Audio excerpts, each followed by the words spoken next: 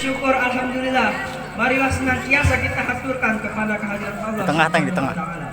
Atas limpahan rahmat, taufik serta hidayahnya, kita semua dapat berkumpul di halaman mushola Al-Husna yang kita cintai ini untuk melaksanakan acara Gema Takbir pada malam hari ini. Salawat serta salam senantiasa tercurahkan kepada junjungan kita Nabi besar Muhammad yang sudah membimbing kita ke jalan yang benar, sehingga kita terhindar dari jalan yang sesat dan gelap gulita. Pada yang terhormat para sesepuh Kampung Terumbu, pada yang terhormat pada para panitia Gema Takbir, serta bapak-bapak, ibu-ibu, dan saudara-saudari yang insya Allah kehadirannya dirahmati Allah Subhanahu wa taala. Langsung saja, saya selaku pembawa acara akan membacakan susunan acara pada malam hari ini. Adapun susunan acaranya sebagai berikut. Acara yang pertama yaitu pembukaan. Yang kedua, sambutan ketua pelaksana. Yang tiga, sambutan sesepuh masyarakat Kampung Terumbu sekaligus ceramah agama. Yang keempat, pembacaan kalam ilahi. Yang kelima, drama islami. Dan yang terakhir, Gema Takbir. Tidak menunggu lama lagi, marilah kita mulai acara pada malam hari ini. Pertama, marilah kita buka acara Gema Takbir ini dengan membaca basmalah. Bismillahirrahmanirrahim.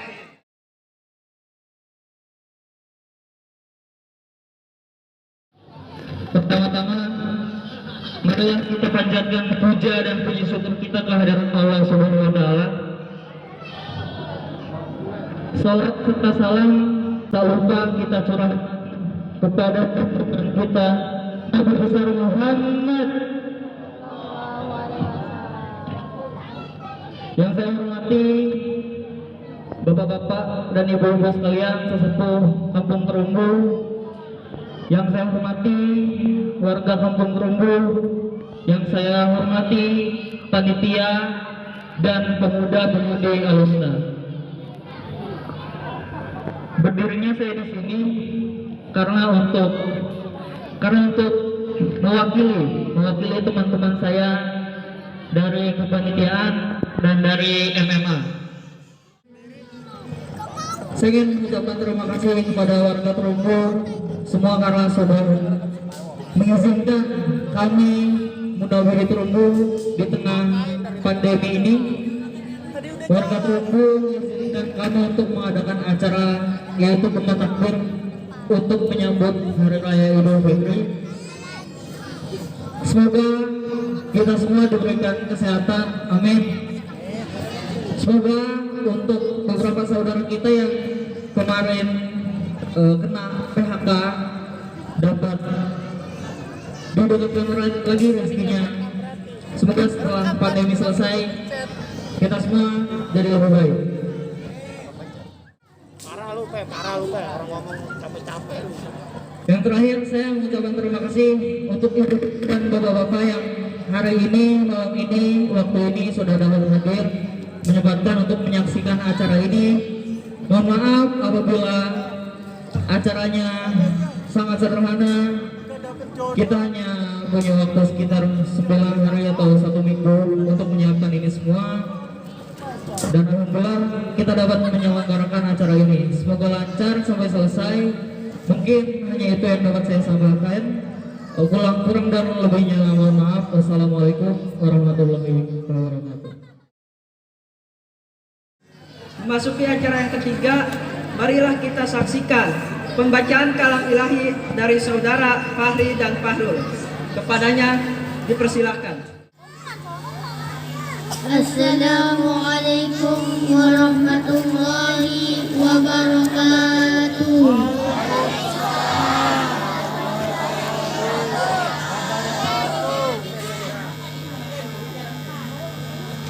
A'udzu billahi minasy syaithanir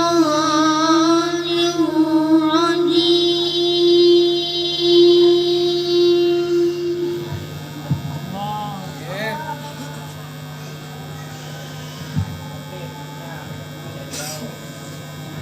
Bismillahirrahmanirrahim.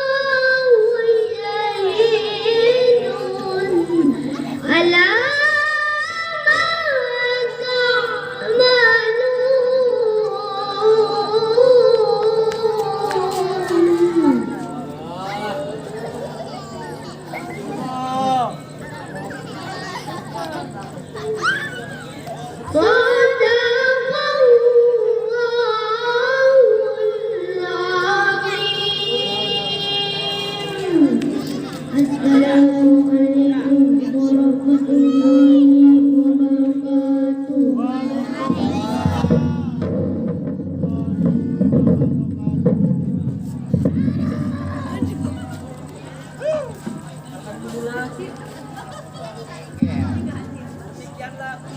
Pembacaan kalau ilahi dari saudara Fahri dan Fahrul.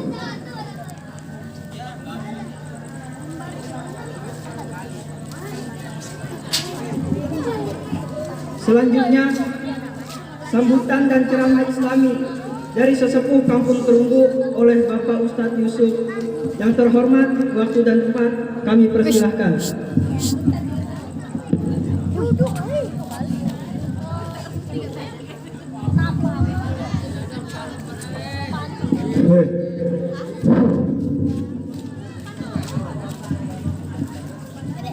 Assalamualaikum warahmatullahi wabarakatuh.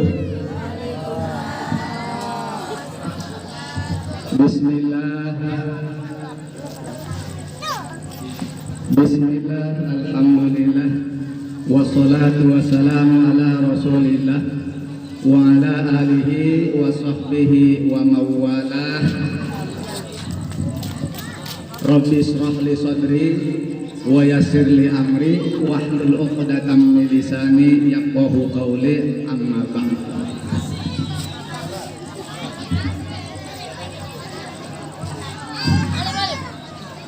Qala Allah ta'ala fi kitabihil karim wa huwa asdaqul qailin, a'udzu billahi minasy syaithanir rajim. Bismillahirrahmanirrahim. Ya ayyuhalladzina amanu kutiba alaikumus syiyamu kama kutiba alal ladzina min qablikum la'allakum tattaqun. Al-ayah. Wa qala Nabi sallallahu alaihi wasallam, man qama ramadhana imanan wa ihtisaban ghufirallahu ma taqaddama min dhanbi. Wa qala Nabi sallallahu alaihi wasallam aidan, syahru awalu rahmah wa awsatuhu maghfirah wa akhiruhu itqum minan nar. Shadaqallahul azim wa sadaqa rasuluhun nabiyul karim wa nahnu ala dzalika minasyahidin wa syakirin walhamdulillahi rabbil alamin. Yang terhormat kepada Bapak M. Nurdin selaku tokoh masyarakat Kampung Terumbu, yang terhormat Bapak Cecep Iskandar juga selaku tokoh masyarakat Kampung Terumbu, yang kami hormati para panitia penyelenggara takbir akbar pada Ramadan tahun 1441 Hijriah, betul ya? Ibu-ibu, bapak-bapak hadirin yang hadir di tempat ini, mudah-mudahan kita semua pada malam hari ini dijadikan oleh Allah Subhanahu wa Ta'ala, diberikan oleh Allah Subhanahu wa Ta'ala sebuah kemuliaan dan keampunan. Amin ya rabbal alamin. Bapak-bapak, ibu-ibu, saya sebagai warga Kampung Terumbu, selaku tokoh masyarakat Kampung Terumbu, mungkin sudah ditakdirkan bahwa saya adalah juru bicara Kampung Terumbu, ya. Karena setiap ada acara selalu, padahal saya sudah bilang saya jangan disuruh nyambut, apalagi ceramah. Akan tetapi yang lainnya mungkin belum siap. Jadi saya walaupun mungkin terbata-bata atau terseok-seok kata-katanya, ya apa boleh buat. Saya ikhlas, saya ridho. Walaupun pengetahuan saya minim, saya akan memberikan pencerahan sedikit kepada ibu-ibu dan bapak-bapak sekalian. Sebagai sambutan, pertama katanya suruh nyambut, kemudian suruh memberikan tausiah. Sebagai sambutan tentu saya ingin mengucapkan rasa syukur dan terima kasih selaku tokoh masyarakat Kampung Terumbu. Saya mengucapkan terima kasih kepada pemuda-pemudi muda-mudi Al-Husna ya, yang sudah memfasilitasi atau mengadakan acara takbir akbar di kampung kita ini ya. Mudah-mudahan orang yang nyumbang ya, orang yang nyumbang walaupun sedikit akan menjadi amal ya, amal kebagusan. Mudah-mudahan acara ini juga dicatat oleh Allah Subhanahu wa taala sebagai salah satu nilai ibadah ya. Ya, oleh karena itu nanti saya berpesan takdirnya rapi ya. Belajar pemuda-pemudi Terumbu ya. Tadi sudah mendapatkan itu ya. Khatmil Quran itu adalah fondasi ya. Di mana surat-surat yang dibaca itu seharusnya dihafal karena kalian semuanya adalah jadi imam walaupun nanti di keluarga, karena surat-surat itulah yang umum biasanya imam baca ya. Itu pesan Mang Usop ya, anak-anak muda. Kemudian ibu-ibu, bapak-bapak, saya akan memberikan sedikit pencerahan kepada ibu bapak, tetapi bukan menggurui ya. Karena ini juga menyangkut diri saya juga masih kurang. Jadi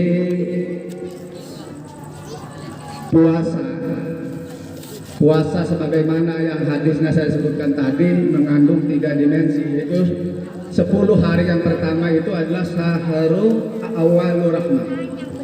Jadi puasa 10 hari yang pertama itu Allah akan menurunkan rahmat kepada kita bagi yang berpuasa. Mudah-mudahan dengan Allah menurunkan rahmat itu ya, artinya rahmat itu adalah kasih sayang dari Allah, dan tidak mungkin orang lain walaupun akan membenci kita karena kita sudah disayangi oleh Allah, maka tidak ada orang lain yang dapat membenci kita ya. Itu yang pertama. Yang kedua adalah wa ausatuhu maghfirah. Yang 10 hari yang kedua adalah ampunan dari Allah Subhanahu wa taala ya.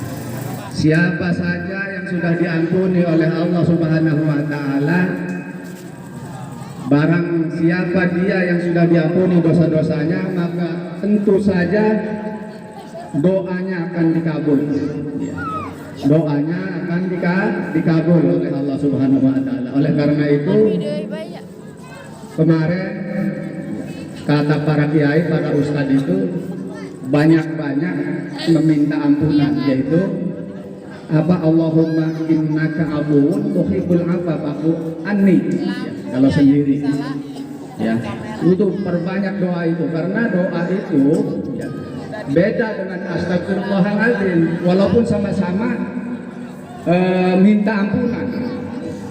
Kalau astagfirullahaladzim kata para ustadz itu ya, walaupun diampuni dosa kita ya, ibaratnya masih itu mah cuman di tip X aja, di dalam tip X itu dosa kita masih ada. Tapi kalau Allahumma innaka afuwun tuhibbul afwa fa'fu anni, kalau sudah diampuni, itu mengandung pengertian ibarat tulisan dihapus dari kertas, hilang semua dosa kita itu. Nah, makanya ulama supaya kita itu malam-malam 10 terakhir itu membaca doa itu ya. Allahumma innaka afuwun tuhibbul afwa fa'fu anni, kalau sendirian. Kemudian 10 yang terakhir itu wa akhiruhu ikum minanna, Allah akan menjauhkan kita dari siksa api neraka. Sudah diampuni, sudah dijauhkan dari api neraka, maka kita tentu akan masuk surga. Ya. Mudah-mudahan kita semua akan masuk surga. Kemudian puasa, orang yang berpuasa itu dalam bahasanya menahan, mengimsak diri ya, dari makan dan minum dan syahwat. Orang berpuasa itu secara bahasa. Akan tetapi puasa itu melatih diri kita. Ya, ini puasa itu adalah ibadah ritual. Puasa adalah ibadah ritual. Akan tetapi mengandung konsekuensi setiap ibadah. Sholat, puasa, zakat, haji itu adalah ibadah ritual. Akan tetapi ada lagi ibadah sosial. Ya, setiap ibadah ritual harus diiringi dengan ibadah sosial. Ya, kalau kita sosial, kita ini masuk makhluk sosial. Ternyata sosialnya tidak baik, maka patut dipertanyakan ibadah ritualnya. Ya. Ya, salah satu contoh puasa. Puasa itu adalah melatih diri kita ya sebagai manusia untuk peka kepada kesusahan orang lain. Itu salah satunya. Ya. Sekarang saya mau tanya nih. Allah Subhanahu wa taala memerintahkan kita untuk fitrah. Zakat fitrah. Ya. Zakat fitrah itu sedikit. Ya. Sedikit, seolah-olah nggak ada ya artinya lah. Akan tetapi zakat fitrah itu adalah zakat jiwa, supaya kita mengeluarkannya. Bagi orang miskin ya, orang kaya ya, diwajibkan zakat fitrah. Nah, sekarang orang kalau sudah berzakat itu kan ibadah ritual. Kalau orang sudah zakat, ibadah sosialnya apa? M3 yang mana? Harus diiringi dengan ibadah sosial apa? Ibadah sosial. Ya, itu sedekah. Ya, sedekah. Kalau orang sudah zakat, zakat kan wajib. Ya, rukun Islam itu. Zakat itu wajib. Itu ibadah ritual namanya. Ibadah sosialnya adalah sedekah. Ya. Nah, sekarang sedekah.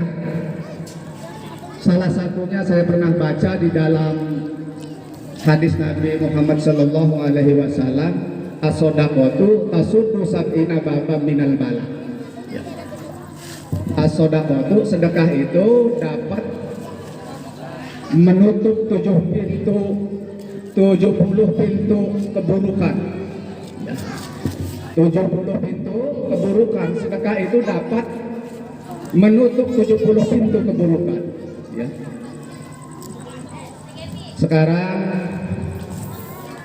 saya akan menceritakan sedikit tentang orang sedekah. Ya. Tentang ini apa faedahnya sedekah. Ya. Jadi suatu ketika ada sepasang burung gagak. Burung gagak ini mengadu kepada Nabi Sulaiman. Kita semua tahu Nabi Sulaiman bisa bahasa gagak, bahasa binatang. Nah, dan Nabi Sulaiman juga berteman dengan jin ifrit, karena Nabi Sulaiman itu hebatlah orangnya ya. Kemudian ya Nabi Allah, kata sepasang burung gagak ini, ya Nabi Allah, saya ini pengen punya keturunan untuk melanjutkan kehidupan ya, binatang gagak itu. Akan tetapi setiap saya mengerami telur saya, ini kan burung gagak nih pada Nabi Sulaiman, itu selalu saja ada orang yang mengambilnya telur saya itu. Saya mohon ya Nabi Allah, tolong telur saya ini dijaga. Setelah mendengar burung gagak ngomong begitu tuh kepada Nabi Sulaiman marah besar. Ya. Kemudian Nabi Sulaiman memanggil jin Ifrit. Wahai Ifrit, tolong kamu jaga ini telurnya burung gagak ini. Ya. Udah gitu dijagalah oleh jin iblis burung gagak itu, dijaga, benar-benar dijaga. Kemudian orang yang suka katakanlah nyolong burung gagak nih, ngambil burung gagak tuh ya, datang ngambil, kemudian kena lagi, diambil ternyata kena lagi, sedih, burung gagak kenapa ya? Nabi enggak, ini katanya Nabi Allah Sulaiman ini lapor lagi dia, ya Nabi Allah, kenapa burung gagak telur saya bisa diambil lagi? Udah begitu Nabi Sulaiman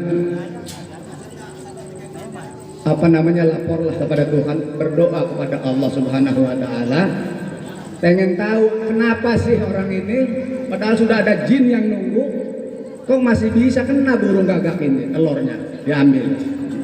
Udah begitu turun wahyu kepada Nabi Sulaiman bahwa wahai Sulaiman, kitanya begitu, orang tersebut yang mengambil telur burung itu lagi pagi dia di depan rumahnya ada anak yatim lewat, dia kasih sedekah. Ya, dia kasih sedekah. Makanya itulah terselamatkan dari bahaya. Iya. Jadi si jin ifrit tadi itu ya, itu dilemparnya jauh sekali oleh malaikat Jibril. Malaikat Jibril diutus oleh Allah Subhanahu wa taala untuk menyelamatkan si orang yang mau ngambil telur itu pada hari itu, karena orang tersebut bersedekah pagi harinya, memberi sedekah kepada anak yatim. Nah, itulah manfaat sedekah. Makanya as-shadaqatu tasudu sabina baban minal bala. Sedekah itu dapat menutup 70 pintu keburukan. Ya. Bahkan sedekah juga bisa merubah takdir. Walaupun secara tekstualnya, secara udah tidak bisa, takdir itu sudah tidak bisa dirubah, tetapi akibat yang ditimbulkan takdir itu ya akan bisa dirubah oleh sedekah. Salah satu contoh misalnya karena orang itu sudah ditakdirkan untuk ketabrak mobil umpama ya, tertabrak oleh mobil karena dia sering sedekah. Bisa saja tertabrak ya tertabrak, akan tetapi tidak bahaya sedikit, bahkan tidak lecet-lecet aja, berarti kan tidak berfaedah besar, walaupun takdirnya tetap tertabrak mobil. Nah, oleh karena itu walaupun kita susah zamannya lockdown ya, saya di kantong saya sudah banyak sekali, saya terharu, sudah pada datang ke rumah saya memberikan sedekah kepada saya untuk mushola Al-Husna. Ya, terima kasih ya. Nanti besok saya bacakan, insya Allah besok saya bacakan. Ya, jadi pengertian puasa Idul Fitri itu adalah Aid, itu berarti perayaan hari raya. Sedangkan fitri atau fitr itu adalah buka. Jadi hari raya Idul Fitri itu hari raya buka atau hari raya makan. Nah, oleh karena itu pesan saya nanti besok kalau mau ke mushola ya, bukan pesan saya, ini hadis Nabi Rasulullah SAW ya, disunahkan untuk makan dulu ya, sarapan dulu baru pergi ke mushola, karena hari raya Idul Fitri itu maknanya bukan suci. Kalau suci mah fitrah, beda. Fitri, iftar, aftiru. Jadi buka artinya. Hari raya Idul Fitri adalah hari raya buka atau hari raya makan. Kita pada sarapan dulu sebelum ke mushola ya.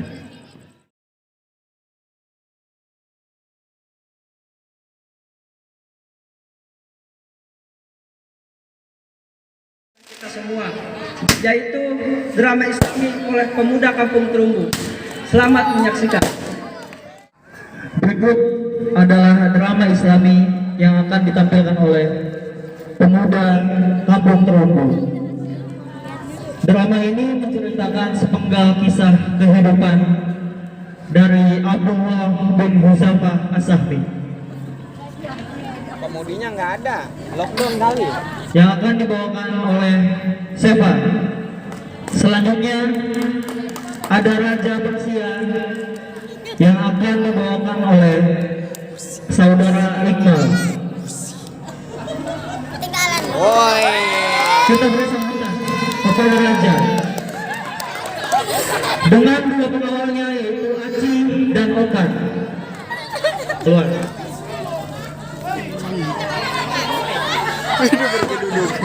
Pendodok. Selanjutnya ada sekretaris Raja Persia yang akan diperankan oleh Kapten Chandra.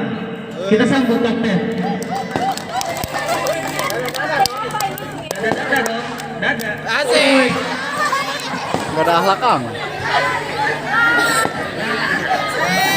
Selanjutnya akan ada Umar bin Khattab yang akan diperankan oleh Hairul. Boleh tepuk tangan. Saling dong, hormat dong. Jadi sopan-sopan. Selanjutnya ada Kaisar Romawi yang akan diperankan oleh Saudara Aji. Waduh. Keren. Dengan pengawalnya yaitu Okan, Aci, Munyeng, dan Noval Haidar.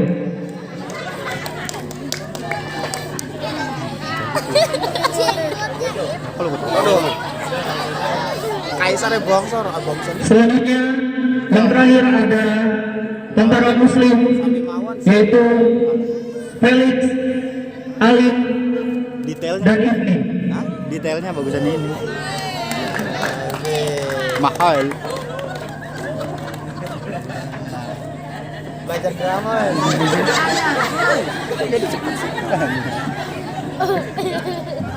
Ini kesannya lucu ini jadinya. Ini pegang nih. Drama Islami Bunga Takbir warga masyarakat Kampung Terumbu dimulai. Bismillahirrahmanirrahim. Assalamualaikum warahmatullahi wabarakatuh.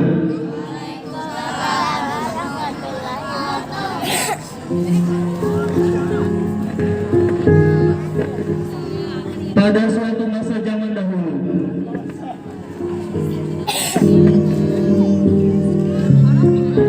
hiduplah salah seorang sahabat Nabi yang bernama Abdullah bin Huzaifah As-Sahmi.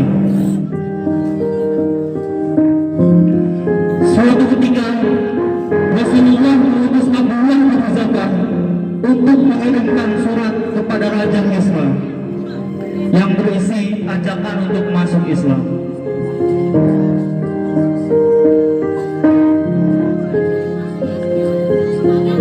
Raja Kisra adalah seorang raja pada kerajaan Persia yang memeluk agama Nasrani.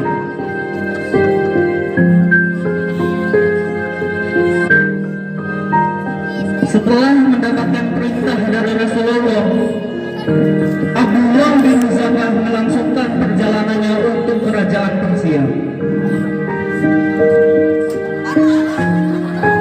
Setelah mendapatkan sedikit kesulitan, akhirnya ia sampai di ibu kota Persia.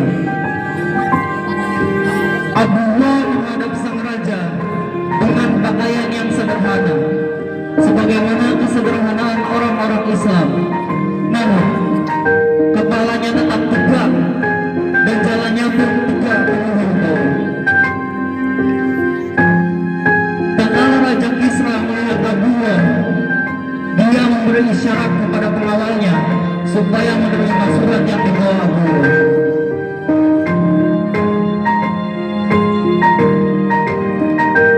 Abdullah menghadap sang raja. Namun Abdullah menolak memberikannya kepada pengawal. Abdullah berkata, Rasulullah memerintahkan supaya memberikan surat ini langsung ke tangan Kisra tanpa perantara. Saya tidak mau menyalahi perintah Rasulullah. Raja Kisra pun menjawab dengan biarkan dia mendekat denganku. Raja Kisra menerima surat yang diberikan Abdullah dan memerintahkan sekretarisnya untuk membaca isinya. Sekretaris,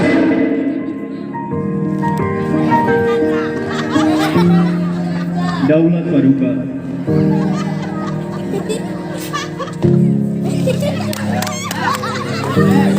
bacakan surat itu untukku. Baik Paduka. Dari Muhammad kepada Kisra, Raja Persia.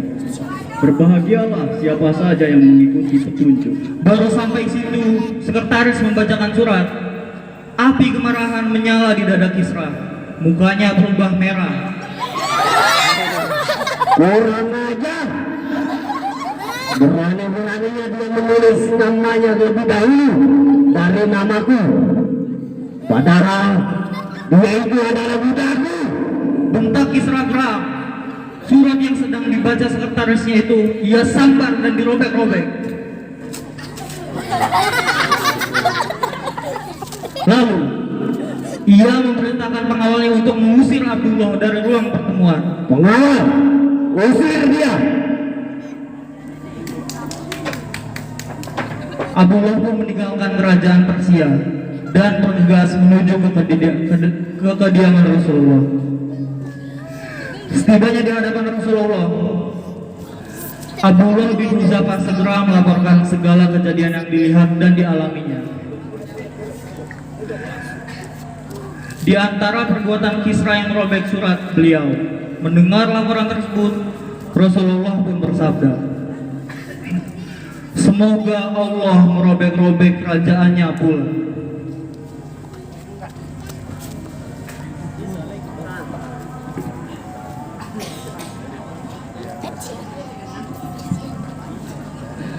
Dari kisah pertama antara pertemuan Abdullah dengan Raja Persia, menuntun perjalanannya dalam membela agama Islam dalam sebuah peperangan tentara Islam dengan kerajaan Romawi.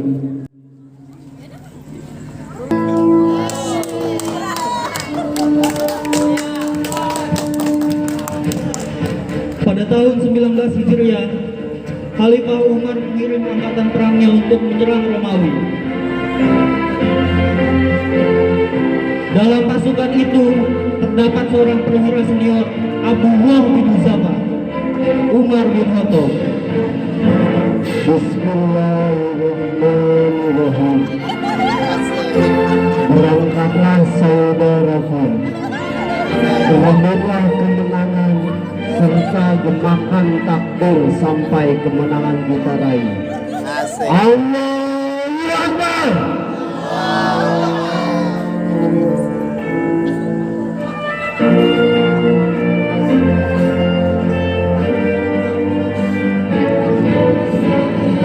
Kaisar Romawi memerintahkan Kaisar Romawi telah mengetahui keunggulan dan sifat-sifat tentara Muslim.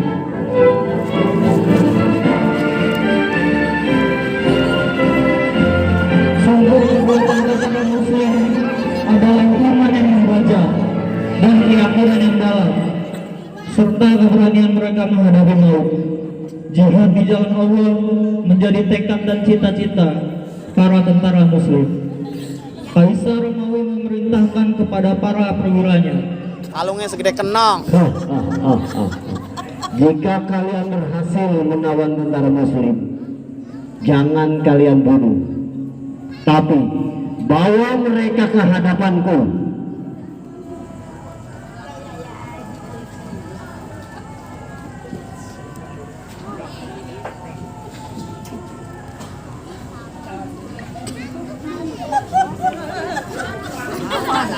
peperangan tentara antara Muslim dan tentara Romawi pun terjadi.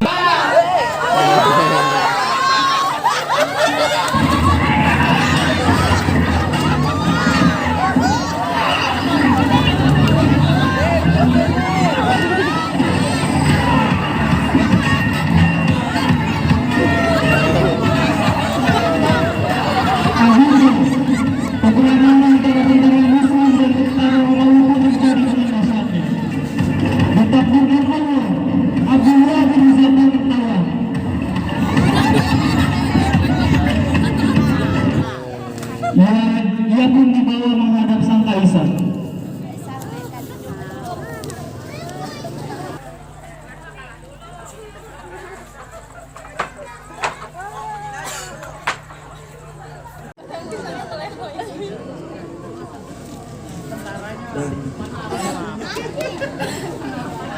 Setelah memperhatikan Abdullah dan tentaranya, sang kaisar pun berkata, Aku ingin menawarkan sesuatu kepadamu, Abdullah.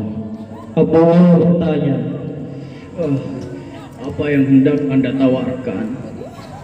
dengan sangat lembut, sang kaisar Romawi pun berkata, Maukah kau masuk agama Nasrani? Jika mau, aku akan membebaskanmu dan memberikan hadiah yang besar untukmu. Abdullah pun menjawab dengan lantang, Aku lebih suka mati 1000 kali daripada menerima tawaran Anda. sang kaisar tersenyum. Aku lihat kau adalah seorang perwira yang pintar. Jika kau mau menerima tawaranku, aku akan mengangkatmu menjadi pembesar di kerajaan ini. Abdullah membalas tersenyum dan berkata,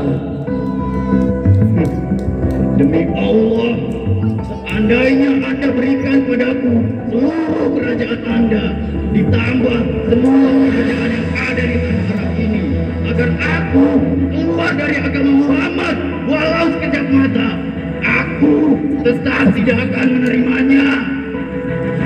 jawaban Abdullah membuat sang kaisar marah.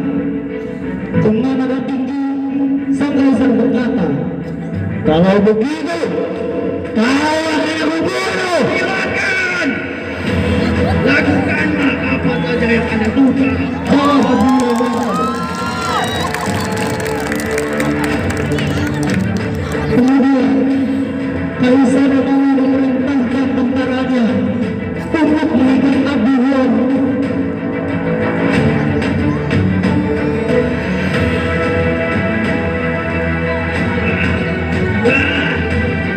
Tentara Romawi mengikat tubuh Abdullah di kayu salib. Kemudian kaisar memerintahkan Al-Bodo untuk menghajar Abdullah. Al-Bodo, hajar dia.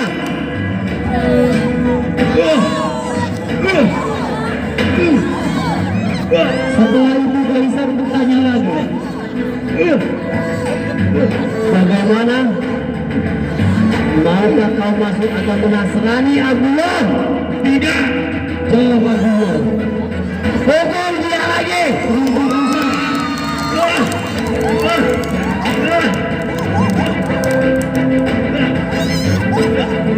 Maka pukulan demi pukulan menghantam hampir sekujur tubuh Abdullah.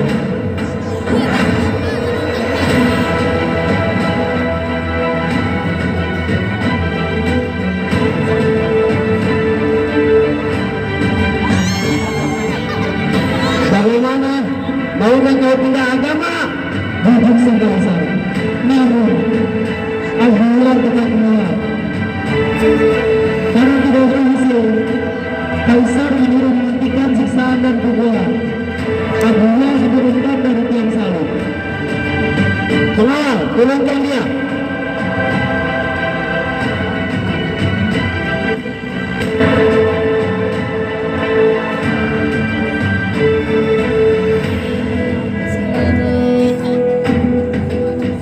Kaisar kemudian meminta sebuah kuali besar. Pengawal, siapkan kuali dengan minyak panas di dalamnya.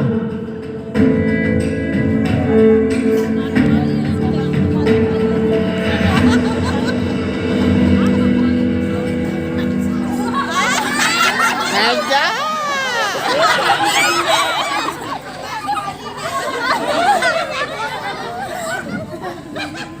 Lalu setelah minyak panas di dalamnya menggugah, kaisar kemudian meminta seorang tawanan muslim. Atau torenan. Pengawal, ambil tawanan muslim.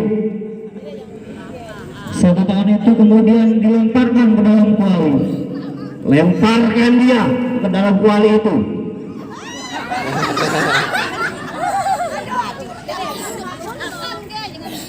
Sebentar kemudian Daging orang itu hancur hingga tulang belulangnya keluar. Mati satu. Kemudian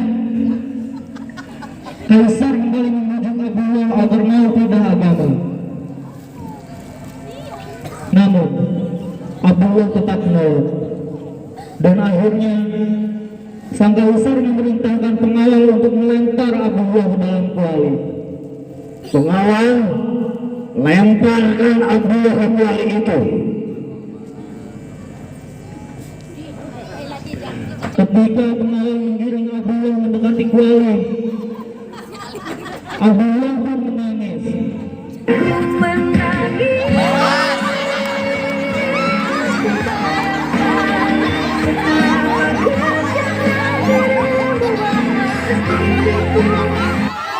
Kaisar melihat Abdullah menangis karena takut. Lagu astaga. Ternyata dugaan Kaisar yang itu salah. Abdullah tidak takut sama sekali. Dengan sangat marah, sang Kaisar membentak Abdullah. Kurang ajar. Lalu apa yang menyebabkan kamu menangis, Abdullah? Abdullah pun menjawab, Aku menangis karena keinginanku selama ini tidak terkabul. Aku ingin mati di medan tempur. Ternyata kini aku akan mati konyol dalam kuali. mendengar jawaban dari Abdullah, sang Kaisar itu pun terkejut. Ia terdiam seribu bahasa.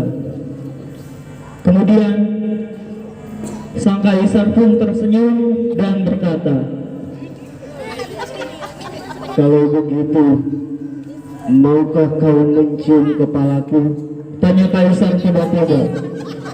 Kalau kau mau, aku akan membebaskanmu dan seluruh tawanan. Abdullah pun berpikir sejenak. Nggak tahu, udah ada dua akunnya, ada dua. Aku harus mencium kepala musuh Allah. Tapi aku dan pasukan tentara muslim bebas. Tidak ada ruginya. Abdullah pun menghampiri Kaisar, kemudian mencium kepalanya.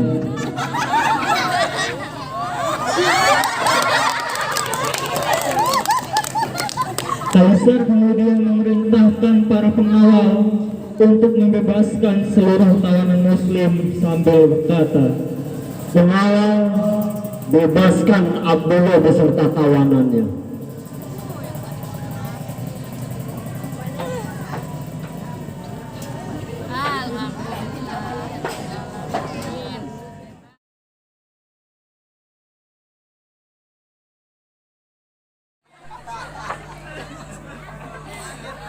Umar macam apa?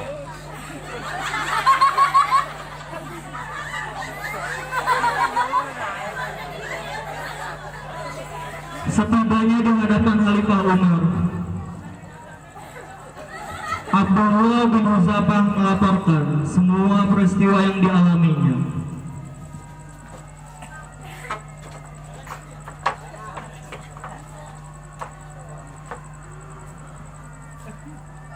Khalifah Umar sangat gembira mendengar laporan Abdullah tersebut. Ketika memeriksa pasukan muslim yang tertawan dan bebas bersama Abdullah, Khalifah Umar berkata, Sepantasnya setiap muslim mencium kepala Abdullah bin Huzafah. Nah, akulah yang akan memulai duluan. Khalifah Umar bin Khattab berdiri. Lalu ia mencium kepala Abdullah bin Huzafah As-Sahmi. Sekianlah sepenggal kisah yang dipanjang oleh pemuda Al-Hasan. Semua pemeran silakan naik ke atas panggung.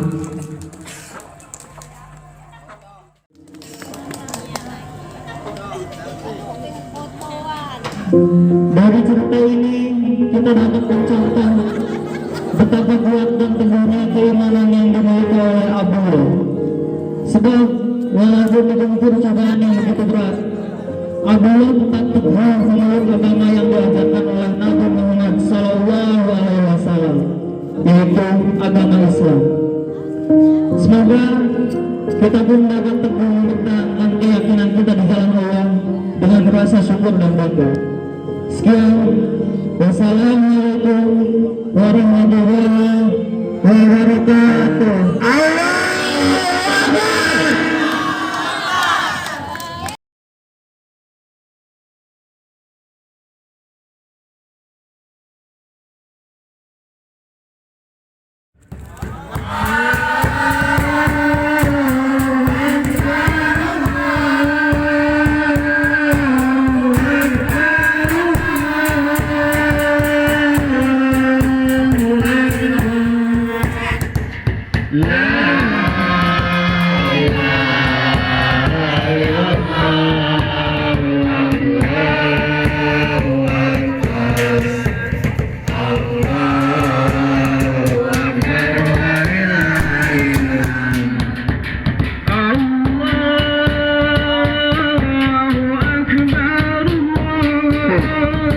Akbar.